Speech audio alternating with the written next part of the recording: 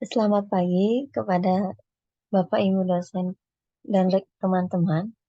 Sini kami dari kelompok 9 kelas A2 akan mempresentasikan materi gerakan arsitektur modern. Sebelumnya, saya akan memperkenalkan anggota kelompok terlebih dahulu. Saya Yundita NIM akhir 079, Narendra NIM akhir 083, Hendra NIM akhir 100, Gusadi NIM akhir 102, Nakan NIM akhir 106. Topik pembahasan pada presentasi kali ini yang pertama ada definisi, ciri-ciri, prinsip-prinsip arsitektur modern. Yang kedua ada periode perkembangan arsitektur modern. Yang ketiga ada gaya arsitektur modern. Yang keempat ada karakteristik dan perkembangan dari pemikiran dan gagasan human arsitektur dengan tokoh Le Corbusier. Yang kelima ada karya-karya Le Corbusier. Topik yang pertama, definisi, ciri-ciri, dan prinsip arsitektur modern. Menurut Le Corbusier, arsitektur merupakan suatu penguasaan permainan massa yang benar dan luar biasa dilihat dalam cahaya. Menurut Charles Jens, arsitektur modern adalah keberanian tindakan merombak konsep-konsep lama, memadukan keanekaragaman gaya, tradisi menjadi suatu kesepakatan baru yang prosesnya berpijak pada aspek-aspek fungsi, material, ekonomi, dan sosiologi. Adapun pengertian umum arsitektur modern yaitu sebuah konsep bangunan yang mengutamakan bentuknya dibandingkan dengan ornamen hias yang akan digunakan. Ciri-ciri arsitektur modern yang pertama ada menerapkan garis vertikal dan horizontal. Dalam hal ini menggunakan banyak garis vertikal dan horizontal pada bagian desain. Selain itu biasanya model bangunan akan didominasi dengan bentuk kotak. Yang kedua, desain asimetris. Dalam konsep modern, desain bangunan ini tidak terlalu penting. Konsep ini lebih mengutamakan fungsi dari bangunan tersebut. Yang ketiga, menggunakan sedikit dekorasi. Berbeda dengan konsep desain lainnya, karena ornamen bukanlah bagian penting dalam desain modern, komponen yang utama adalah sederhana dan fungsional. Yang keempat, mengoptimalkan fungsi ruangan. Fungsional menjadi poin utama dari penerapan arsitektur modern saat membuat bangunan untuk membuat ruangan dapat berfungsi sesuai dengan peranannya. Prinsip arsitektur modern menurut Le Corbusier. Pada tahun 2006, pada tahun 1926, Le Corbusier merumuskan 5 poin pokok yang menjadi acuan dalam arsitektur modern pada abad ke-20. Untuk penerapannya bisa dilihat pada Villa Savoye, Prancis tahun 1928, karya Le Corbusier. Poin yang pertama, pilotis, menampilkan pengaruh dan regulasi arsitektur klasik yang didukung oleh dinding dengan grid diperkuat kolom load-bearing beton yang disebut pilates yang menawarkan peningkatan ruang terbuka. Poin yang kedua, desain seminimal mungkin menyentuh tanah. Dengan menghapus kendala dinding mendukung internal, fungsi interior dibiarkan terbuka dan tak terkenali dalam penggunaannya. Aliran alami ruang adalah karakteristik utama dari arsitektur modern yang diasumsikan bahwa desain terbaik tidak membagi ruang sepenuhnya. Poin ketiga, desain fasad bebas. Pemisahan bagian luar bangunan dan fungsi struktural memungkinkan untuk membebaskan bentuk fasad sebagai akibat dari konstruksi. Karena dinding kemudian dilepaskan dari peran konstruksi, desainnya menjadi bebas juga. Poin keempat, jendela horizontal. Dimasukkannya pita jendela yang memperpanjang di fasad hunian horizontal memungkinkan semua kamar akan memperoleh cahaya yang sama dan memberikan pandangan selektif dari lingkungan sekitarnya. Poin kelima, roof garden. Sebagai sarana membawa alam ke dalam rumah, Le Corbusier menyarankan agar atap datar dimanfaatkan untuk taman alami. Penciptaan atap tumbuhan juga memungkinkan untuk meningkatkan PIB.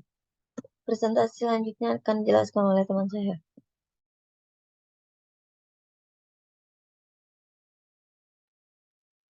Perkenalkan, saya Kedai Andra Aditya, nama akhir 100. Di sini saya akan menjelaskan tentang periode perkembangan arsitektur modern. Yang pertama ada periode pertama, yaitu tahun 1900 sampai 1929. Yang kedua, periode kedua, 1930 sampai 1939. Periode tiga, 1945 sampai 1958. Periode tiga fase satu, 1949 sampai 1958. Periode 3 fase 2 1958 sampai 1966. Next. Periode pertama 1900 sampai 1949.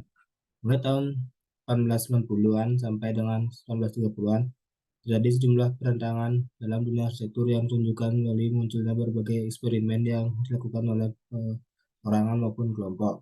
Eksperimen tersebut diungkapkan sebagai sebuah pertentangan yang mana dibutuhkan 40 tahun untuk mengubah arsitektur menjadi sekarang apa yang dikenal sebagai arsitektur modern. Hal yang menjadi pertentangan tersebut antara lain arsitektur sebagai art versus arsitektur sebagai science, arsitektur sebagai form versus arsitektur sebagai space, arsitektur sebagai craft versus arsitektur sebagai assembly, dan arsitektur sebagai karya manual versus arsitektur sebagai karya misikal. Next. Periode 2, 1930 sampai 1939. Pada periode 2, perkembangan arsitektur modern sudah sampai di seluruh Eropa, Amerika, dan Jepang, yang mana masing-masing daerah mempunyai perbedaan iklim, keadaan tanah, corak tradisi yang bisa mempengaruhi apresiasi bentuknya. Perkembangan metode hubungan ruang, bentuk, bahan, dan struktur tidak lagi bersifat universal, akan tetapi mempunyai hubungan yang sangat erat dengan tempat di mana bangunan didirikan. Karakteristik bangunan dan tampilan dengan gaya international style atau universal style dari arsitektur modern pada periode ini diwarnai oleh tipe-tipe tampilan baru, yaitu tampilan dengan memperhatikan penggunaan bahan-bahan lokal setempat. Next.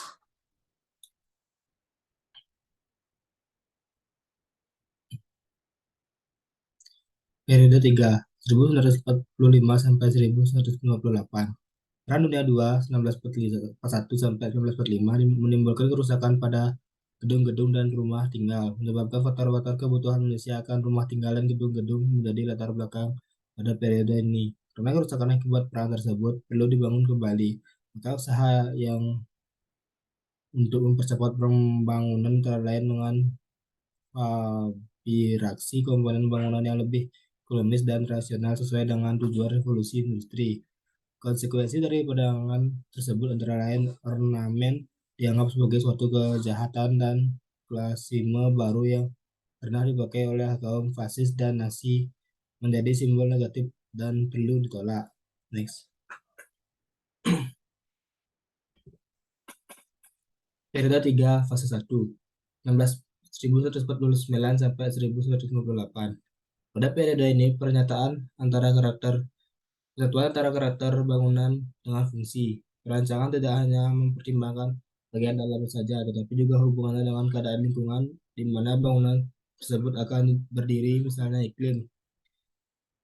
Bagaimana tercipta mencerminkan suatu dialogi dengan teknologi. Hal ini terlihat dari penggunaan produk baru seperti baja, aluminium, metal, beton, percetak. Next. Periode 3 fase 2 1958 sampai 1966.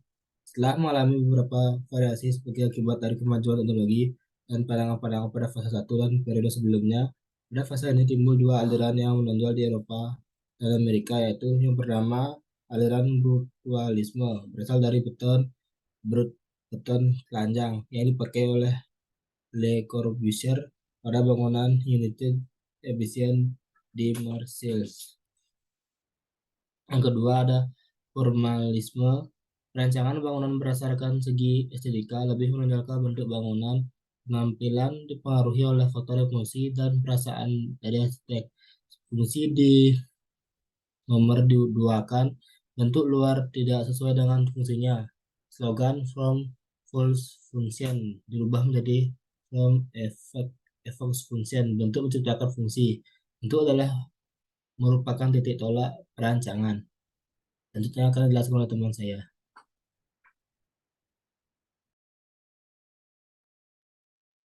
Baik, perkenalkan nama saya Narendra, NIM akhir 083. Di sini selanjutnya saya akan menjelaskan tentang gaya arsitektur modern. Next.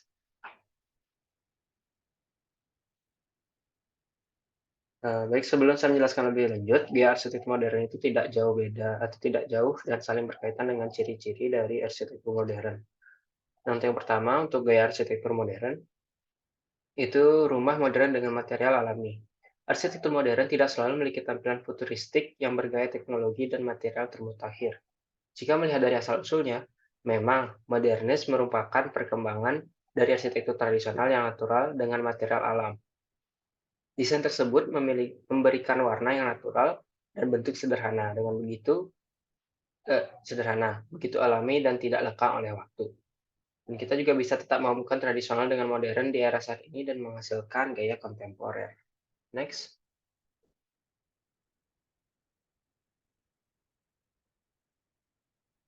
Selanjutnya ada gaya dengan rumah modern, simpel, dan juga minimalis.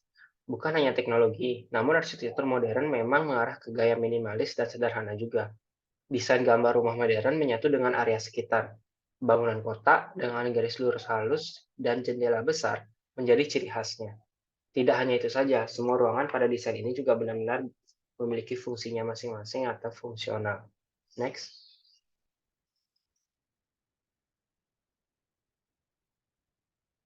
Rumah arsitektur modern asimetris, seperti disinggung sebelumnya. Jadi saat ini mulai banyak sekali model arsitektur asimetris, tidak terpaku terhadap bentuk dan sedikit dekorasi. Memang desain ini dibangun sesimpel mungkin. Ada balkon terbuka di atas lantai dengan ruangan tertutup. Di lantai bawah ada ruangan besar tanpa sekat, namun telah ditentukan fungsi masing-masing area. Dekorasi yang dipakai hanya jendela besar dan trails dan juga minim akan dekorasi. Next.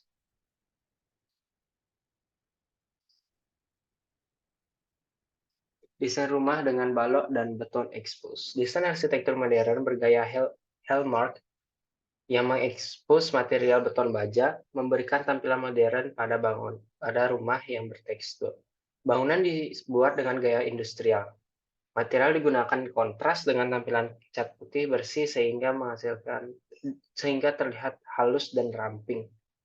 Seperti bangunan modern lainnya, ada jendela-jendela besar dengan balkon sebagai area terbuka. Rumah dengan desain ini memberikan sirkulasi udara pencahayaan yang baik di dalam rumah. Next.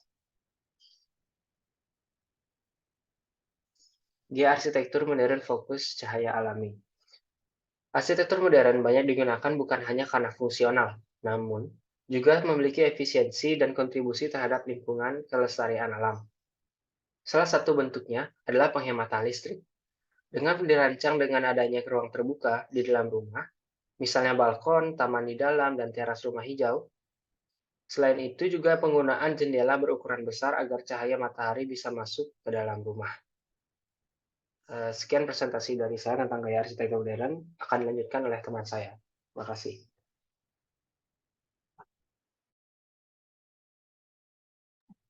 Baik, terima kasih. Perkenalkan nama saya Made Gosari Surya dengan NIM akhir 102. Ini saya akan melanjutkan presentasi. Next.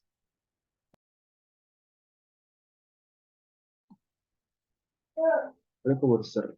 Akhir tanggal 5 Oktober 1887 di Lord Church de France dan meninggal tahun 1965.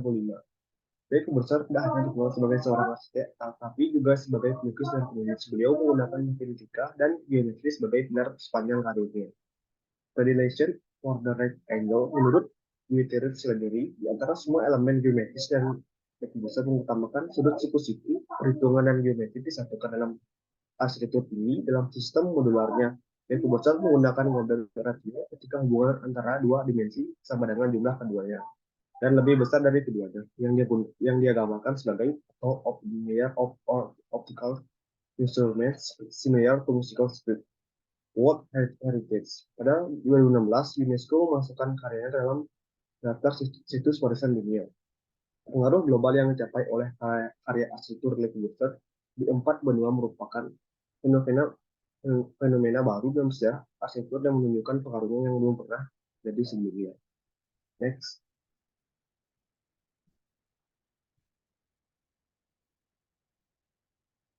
Sebelum lahir, Le Corbusier bereksperimen dengan beberapa gaya masayu dan diantaranya masayu gaya Renaissance Italia. Le Corbusier juga membuat beberapa rencana yang tidak dibangun dengan ide yang baru dalam arsitektur.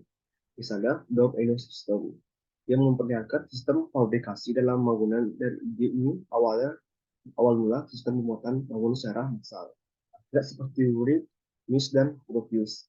Le Corbusier selalu mengikuti perkembangan arsitektur yang terkini, dan hal ini membuat selalu kreatif dan ini sampai akhir hayatnya. Karangan Le Corbusier dalam majalah L'Esprit Nouveau penuh dengan usaha mencari standarisasi dan bentuk universal, dan karangan tersebut dibekukan menjadi 4 jilid. Buku tersebut membawa akibat yang sangat besar dalam arsitektur modern dan lahirnya aliran international style. 4 buku tersebut adalah sebagai berikut: Toward a New Architecture, yang kedua ada City of Tomorrow, yang ketiga ada La Art Literature de Aujourd'hui, keempat Le Peinture Moderne. Next. Dalam buku Toward a New Architecture menekankan segi moral dan benar dalam arsitektur. Tidak ada toleransi bagi kepalsuan dan kita akan hancur dalam ketidakbenaran. Hubungan antara kita dan alam raya berdasarkan geometri, rasio, matematik, dan kebenaran yang sejati. Berarti bahwa hubungan tersebut terjadi berbau teknologi dan yang memang menuju keindahan dari produksi teknologi. Pintarnya terjemahan judul The City of Tomorrow yang bernuansa futuristik tidak disukai oleh Le Corbusier karena dia memang dikatakan seorang futuris.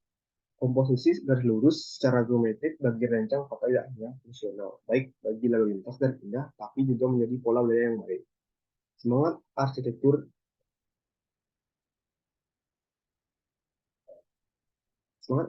modern adalah semangat geometrik, semangat pembangunan perpaduan. Sepanjang hidupnya dia berusaha membuktikan bahwa bentuk arsitektur dapat merubah hidup manusia, tetapi teorinya yang menyatakan bahwa arsitektur bersifat politis. Pada akhir buku The City of Tomorrow dibacakannya sendiri. Dalam buku tersebut dia menulis mengenai dalam sama sebagai kata ideal. Next.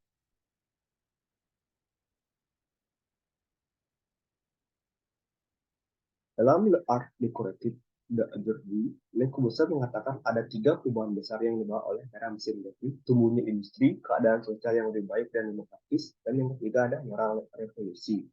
Secara sosial mungkin timbul krisis karena perpecahan antara masyarakat pra-era mesin dengan masyarakat era mesin. Kebudayaan akan maju dan semua dekorasi bergelis akan hancur. Dia juga mengatakan keindahan adalah hasil dari fungsi dan keindahan ini akan sesuai dengan hukum alam, bentuk geometrik, dan semua manifestasi alam raya. Jadi, fungsi lebih utama dari keindahan. Dalam modular system, dia mempelajari dimensi manusia dan menjadi dasar dari desain industri, ergonomics, dan anthropometrics. Dan seperti dalam Toward a New Architecture, dia menekankan moral dengan membuang semua objek yang tidak ada fungsinya seperti dekorasi yang hanya menyembunyikan semua kesalahan pembangunan. Next. Dalam bukunya Le Peinture Moderne yang ditulis oleh Pascal, banyak argumen mengenai Chris diuraikan dan diberi formulasi. Di antara dia berkata bahwa manusia adalah binatang geometrik, bahwa manusia juga tunduk pada geometri. Hubungan antara empiris dan rasional dalam kumpul ide-idenya, dia bermaksud meletakkan sendiri dalam ilmu pengetahuan. Dia berpendapat bahwa manusia tidak mencari keindahan atau kesenangan dalam seni, tapi karakter dalam seni. Dalam periode tahun 2020-an, ada 2 villa yang dikenal dirancang oleh Le Corbusier, yakni Villa di Berces dan Villa Pacoy di Vichy. Secara visual, terlihat bahwa kedua villa tersebut dirancang dengan kubus di mana bermacam-macam elemen geometrik yang diatur dengan bebas seperti lukis gaya tulis, Le Corbusier mengatakan ada 5 dasar dari arsitektur, yakni yang pertama ada rumah berada di atas kolom sehingga lantai dasar dapat dipakai untuk melintas kendaraan. Yang kedua, adanya taman di atap karena atap datar. Yang ketiga, rencana yang praktis, yang keempat, tampak bebas dari rangka struktur. Dan yang terakhir adalah yang besar untuk cahaya. Next. Baik, selanjutnya akan dilanjutkan teman saya. Terima kasih. Baik, perkenalkan saya akan NIM 106 akan melanjutkan presentasi di tempat saya, yaitu poin kelima, karya-karya Le Corbusier. Next. Pertama, ada Maison Le Roquette Generate.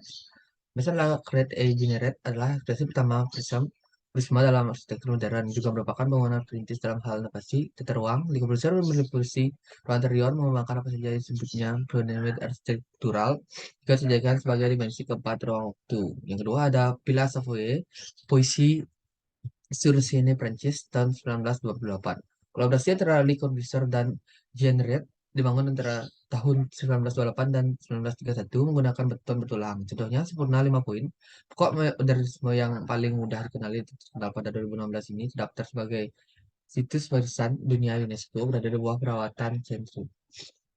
Yang ketiga ada unit de habitation Marseilles, Prancis tahun 1945. Unit de habitation menjadi proyek khas mass housing pertama Le Corbusier yang terwujud, merupakan bangunan brutalisme paling berpengaruh sepanjang masa. Bangunan ini menjadi salah satu ciri khas Le Corbusier bersamaan dengan pemakaian prinsip The Five Point of Architecture, ditulis sebagai situs warisan dunia UNESCO dan monumen bersejarah oleh Kementerian Kebudayaan Prancis. Next. Lalu ada Kapel Notre Dame de Haut, Rockham, Prancis tahun 1950. Dalam berkompromi dengan cakrawala, Le Corbusier memperhitungkan tirai pepohonan yang memenuhi mata dan pandangan sekilas dari prospek yang jauh. Situs ini dilengkapi dengan piramida berunda yang didedikasikan untuk para korban pertempuran tahun 1944.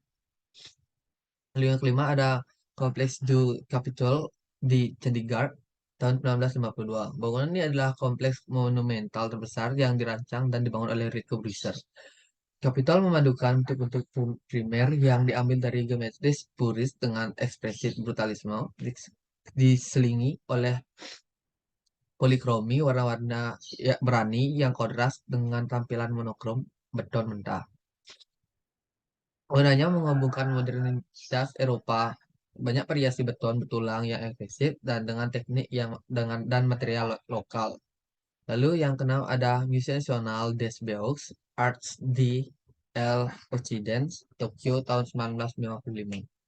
Merupakan saksi penerimaan long standing reception karya arsitektur Le Corbusier di Jepang dan universalisasi gerakan modern. Bangunan ini terdiri sebagai realisasi konsep museum pertumbuhan tak terbatas yang dikembangkan oleh Le Corbusier dan bercirikan teras atap. Denah persegi spiral dapat dikembangkan. Fitur lainnya pilotis, landai, pencahayaan alami, dan juga menjadi lambang arsitektur Le Corbusier. Next. Kesimpulan, arsitektur modern merupakan sebuah konsep bangunan yang mengutamakan bentuknya dibandingkan dengan ornamen hias yang akan digunakan. Dan menurut Le Corbusier merumuskan pada tahun 1926, ada 5 poin pokok atau yang bisa disebut dengan 5 point of view of new architecture yang menjadi acuan dalam arsitektur modern pada abad ke-20. Dalam perjalanannya sebagai arsitektur, Le Corbusier telah banyak menciptakan karya-karya buku arsitektur yang dasar pemikirannya sampai sekarang masih digunakan sebagai acuan arsitektur modern. Le Corbusier telah berbuat banyak, bukan saja dalam dunia arsitektur, tapi juga dalam bidang lukisan, arsitektur teoritis, dan kritikus arsitektur. Next. Baik, sekian presentasi dari kelompok kami. Bila ada kesalahan dan kekurangan, mohon dimaafkan. Kami tutup dengan Om Santi. Om Santi, Santi, Santi. Om. Terima kasih.